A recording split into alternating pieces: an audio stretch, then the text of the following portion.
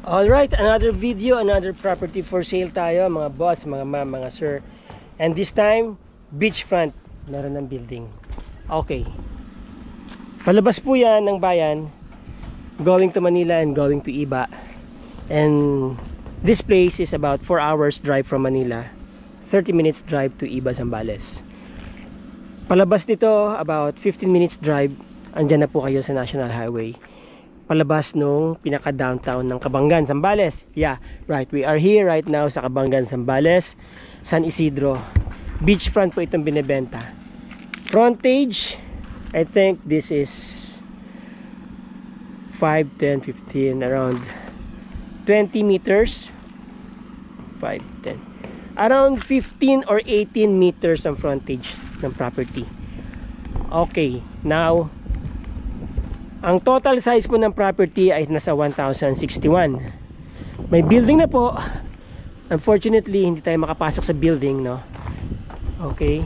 Tapos merong entrance dyan. Oo. Yun. Hindi tayo makapasok kaya silip lang po tayo sa loob. Yun. Tanong natin kay Ma'am Emeline kung gaano kung ilang bedroom to.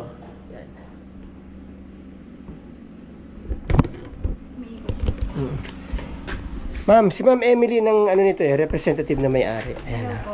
So, kabutsawan. Okay. Ma'am, ito napasok mo na, di ba? Yes, yes. Okay, itong area na to, ito yung pinaka-kitchen nila.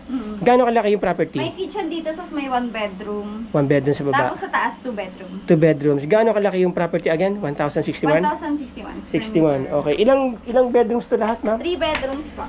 3 bedrooms. 2 bedrooms sa taas. Mas may view pa tayo dun sa taas. Okay.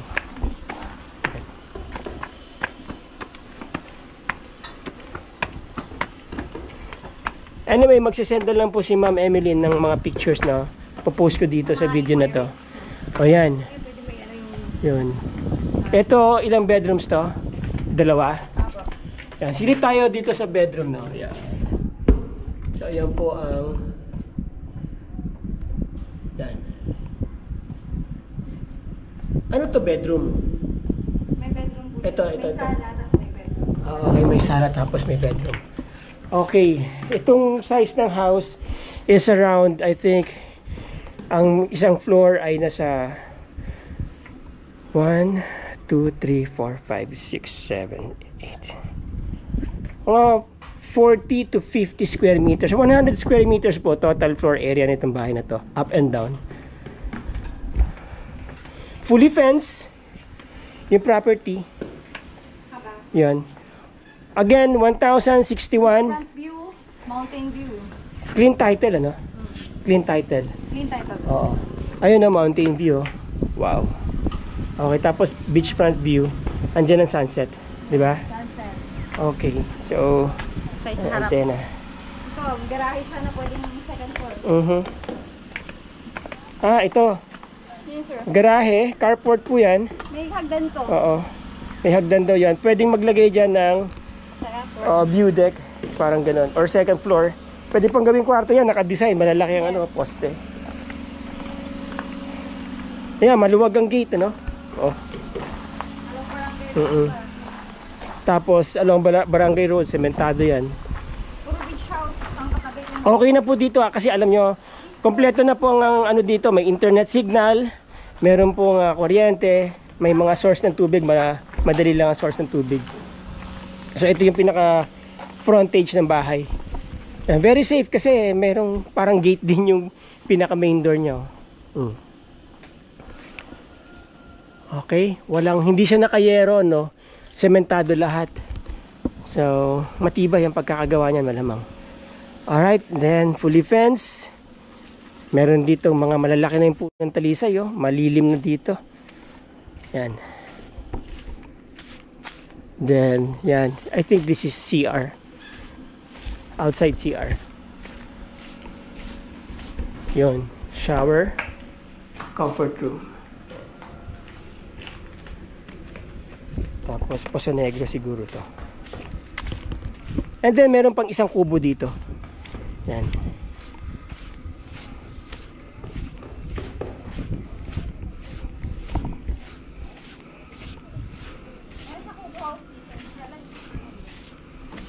Ayun.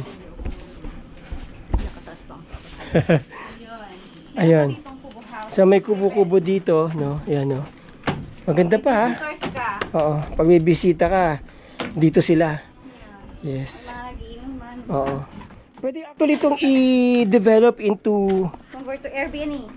Airbnb or talagang isang resort talaga, beach resort. Alam nyo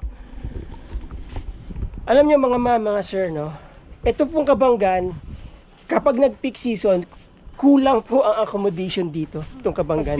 Pag peak season namin dito, kulang po ang accommodation dito. Punuan ng mga resorts dito. Alright, so dito, ayan, no? Ang laki pa ng area of development, ayan. May accretion ka. Accretion na to. Ngayon, ito yung titulado. Itong nababakuran na yan. Titulado po yan. Clean title, meaning isa lang ang pipirma dito para may transfer. Ito, pinaka-accretion nyo. Pwede nyo i-utilize to. Wala pong nagmamay-ari niyan. Pero hindi rin yan pwedeng basta-basta kunin ng iba sa inyo. Ano? So, basta title property, kayo po ang may jurisdiction sa inyong accretion. Pwede nyong i-develop to provided na ang ilalagay nyo lang dito ay yung hindi yung mga permanent structures. Ito ang beachfront.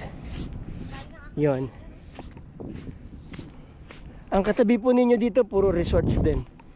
Maraming ginagawang magagandang resorts dito. Alright, again. Yan is going to, ayun, may pier na ginagawa dyan. This is going to Manila. Going to North Iba to Pangasinan. Okay. Yan ang property. Wow, 'di ba? Ganda. May mga katabi na kayo magagandang mga resorts dito, ayan, oh. Ito yung O'Connor. Yan. May pool pa din siya sa resort niya. Almost the same lang yung mga sizes ng mga properties dito, yan. May ginagawang malaking construction doon.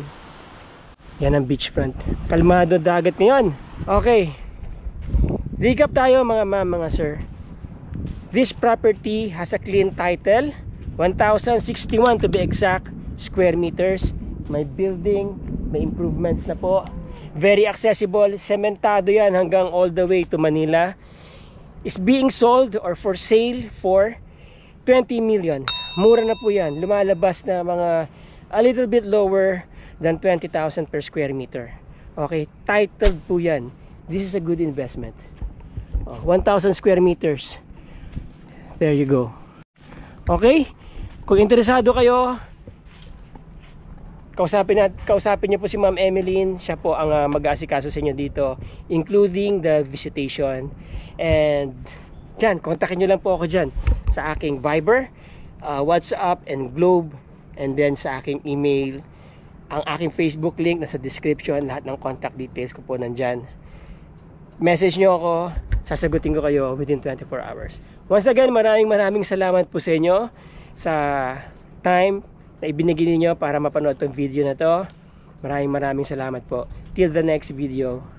Ciao.